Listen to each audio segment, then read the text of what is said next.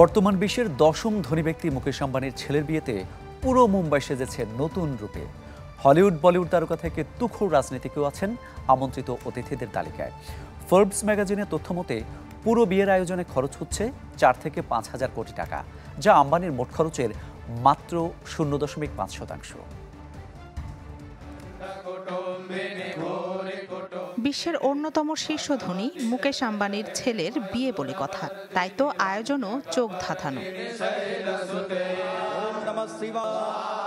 জামনগর থেকে ইতালি অনন্ত আম্বানি ও রাধিকা মার্চেন্টের বিয়ে উপলক্ষে মার্চ মাস থেকেই দেশে বিদেশে হয়েছে জমকালো প্রি ওয়েডিং সেরেমনি। অবশেষে এসেছে বিয়ের মাহেন্দ্রক্ষণ।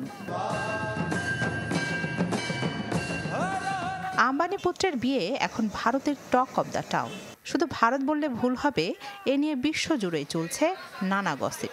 বিয়ের অতিথির তালিকাতে আছে চমক। হলিউড বলিউড তারকা, ক্রিকেটার, রাজনীতিক কেউই বাদ নেই।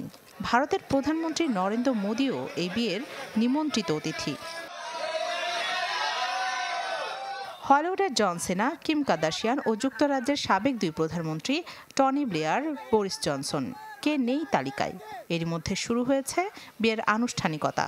বিয়ের ভেন্যু মুম্বাইয়ের জিও ওয়ার্ল্ড কনভেনশন সেন্টারে আসতে শুরু করেছেন নিমন্ত্রিতরা। ফোর্বস ম্যাগাজিনের তথ্য মতে 66 বছর বয়সী মুকেশ আম্বানি বর্তমান বিশ্বের 10ম ধনী ব্যক্তি। তার মোট সম্পদের পরিমাণ $115 বিলিয়ন। রাখি জেসমিন, চ্যানেল 24।